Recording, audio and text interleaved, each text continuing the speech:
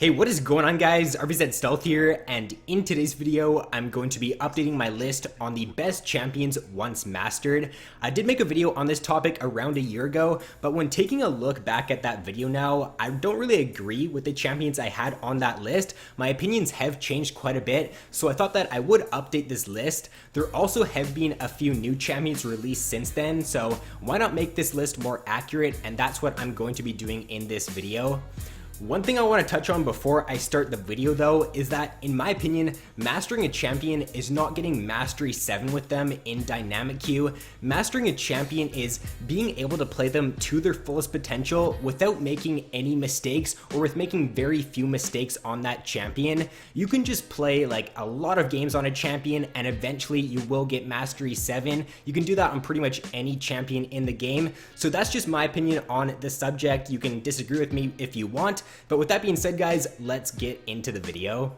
So I'm going to give you guys 2 champions for every single role at least. Some of the other roles I'll give like more than 2 champions for mid lane and for top lane. But starting off here for support, I'm going to give you 2 champions. And the first one is going to be Thresh. I think that Thresh is one of the harder champions to master just because you can have a lot of different playstyles when playing this champion. You can go really aggressive on him and look for hooks and look to pick out the enemy mid laner or AD carry in those team fights. You could also play a more passive Thresh and just sit back and try to peel for your AD carries. So I think that because he does have 2 different play styles, he does take a lot more decision making than some of the other supports in the game.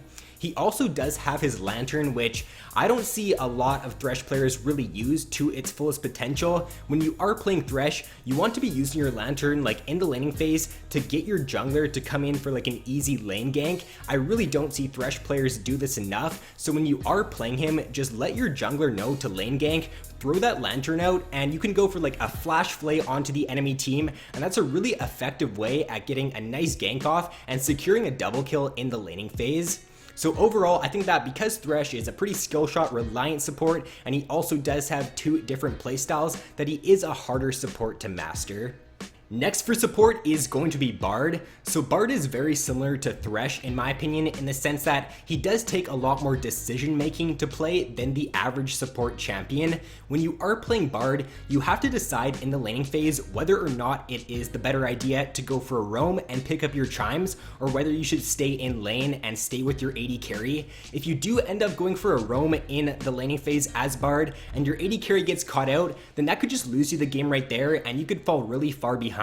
But if you do let your AD carry know that you're roaming and they do play a little bit more passive, then picking up those chimes can definitely get you a really good advantage.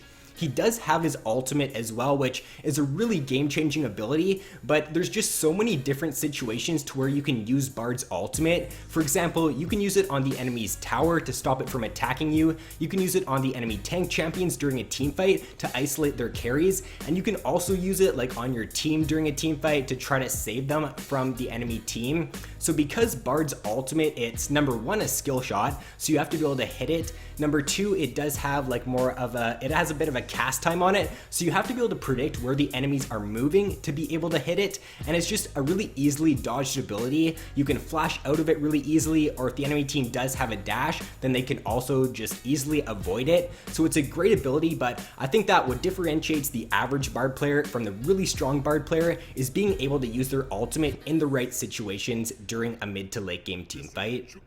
So first up for the AD carries, I have Jhin.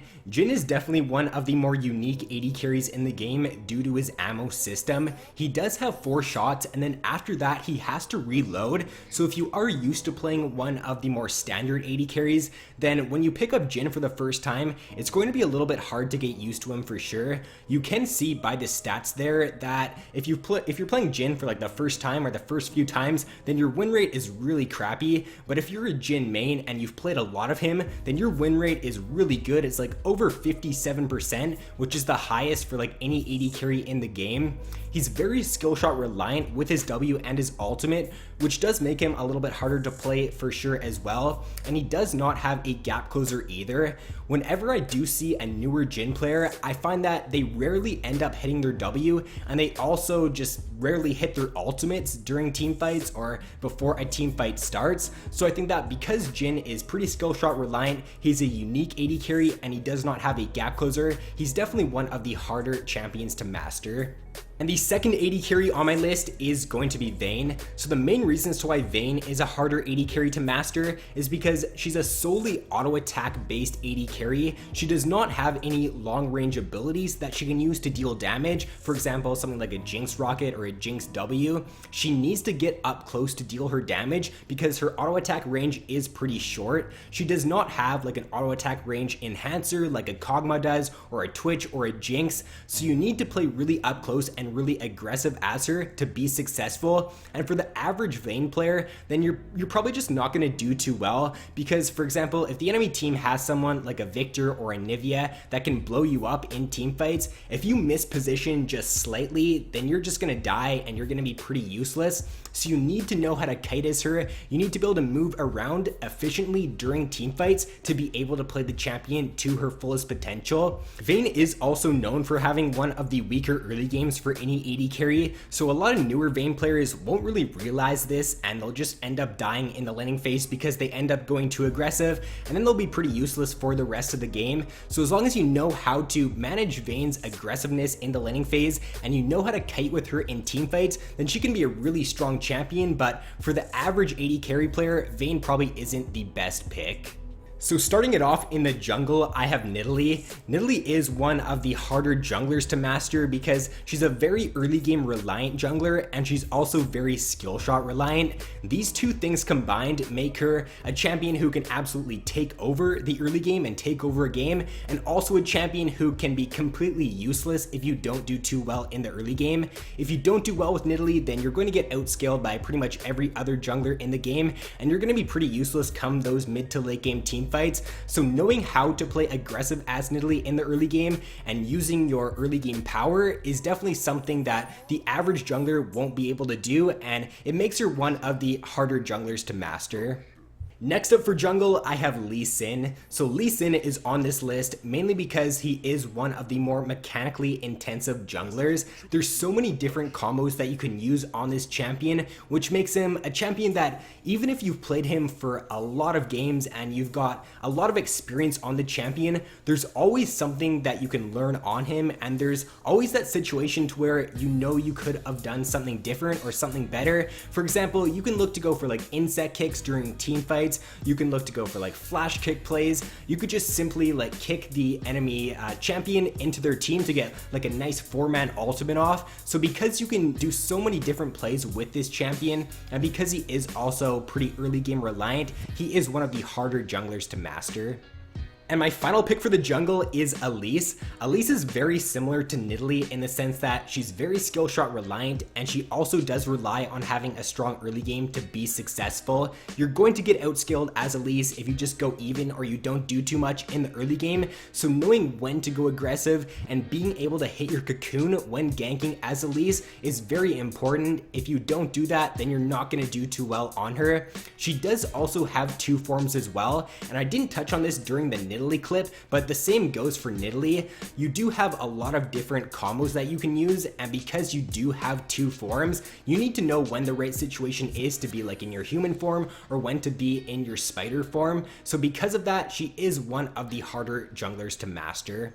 So moving over to the mid lane now, I have Cassiopeia. Cassiopeia is kind of like a mid lane mage AD carry in the sense that you need to get really up close with this champion to deal maximum damage. She is very skill shot reliant with her Q, and her Q is a shorter ranged ability, so you need to get up close and you need to be able to hit that to deal maximum damage in team fights. If you can't do that and you can't like hit your Q consistently, then you're really not gonna be very useful on the champion. Because you do have to get up close as well, you need to be able to kite with her to be successful. Once you do get the Rylai's, you can kite really well if you can land your Q, but if you can't do that, then you're probably just going to end up getting caught out really easily. Her ultimate timing is really crucial as well. Her ultimate can be a game-changing ability if you can use it like when the enemies are trying to dive onto you, but if you mess it up and use it in the wrong scenario, then you're just a really easy target to pick out in team fights. So because Cassiopeia is pretty mechanically intensive and because her positioning is very important, she is one of the harder mid laners to master. Next up for the mid lane or for the top lane, I have Yasuo. So Yasuo is a pretty complex champion because he does have a lot of outplay potential in his kit, but there's also so many ways that you can go wrong when playing this champion.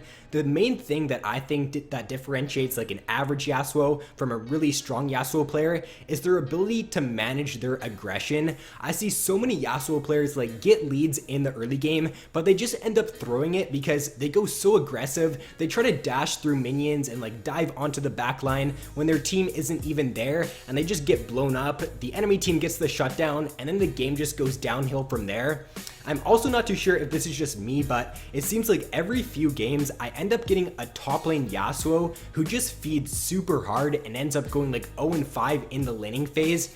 I'm not sure if this is just for me, but let me know down in the comment section below, guys, if you have a lot of Yasuos who do end up feeding. So if you can manage your aggression on the champion and you know when to go aggressive, you know when to take advantage of your lead, I think that's what differentiates the average Yasuo from the really good Yasuo player. And my final pick for the mid lane is going to be Taliyah, or Talia, however you want to pronounce it. Taliyah does have a very strong kit. She's got so much damage potential with her EW combo as well as her Q, but you need to be able to hit that EW during team fights to be effective on her. I find that even I'm not able to hit it very consistently during those late game team fights, and because of that, I'm missing out on a lot of my damage or a lot of potential damage with the champion. If you can hit that EW, then you're going to chunk the enemy squishies down super low, but if the enemy team does have someone who's got a dash or they do have a very mobile team, then it's going to be really hard for you to hit that, which does make her quite a bit harder to master. Her ultimate is a really strong ability too, but I think that a lot of average Taliyah players just don't use her ultimate in the right situations, and they don't really even use their ultimate during team fights. A good Taliyah ultimate in a team fight can completely split up the enemy team and just end up winning your team the fight, but even when I'm playing Taliyah, I find that I just don't look for that opportunity to use my ultimate in a team fight or to use it in the right situation. So because of that, I think she is one of the harder mid laners to master.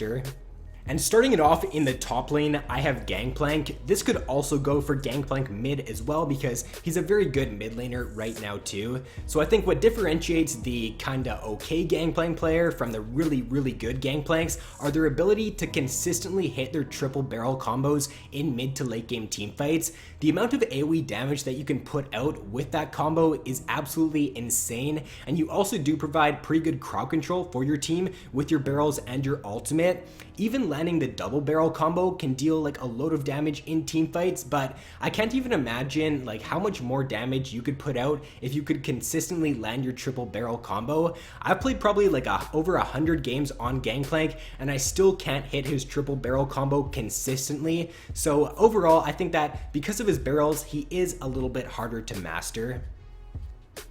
And to round out this video, my final pick for the top lane is Riven. So Riven does have a really bad win rate for the newer Riven players. When you take a look at those stats right there, it's at around like 42 or 43% if you're new on the champion. And there are many reasons to why she is a harder champion to master. The main one though, in my opinion, is their ability to animation cancel. I think that an okay Riven player will just like never end up animation canceling, and they won't do this. Whereas when you take a look at, for example, Box, it just seems like he's so fluid when he does play Riven, and he rarely makes any mistakes in comboing his abilities.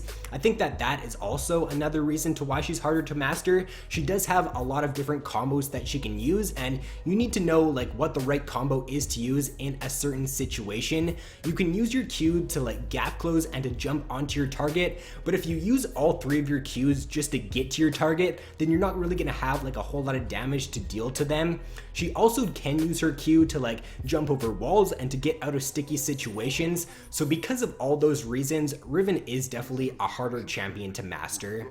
So that is going to round out the video, guys. Be sure to let me know down in the comment section below of some other champions that you do think are strong when mastered.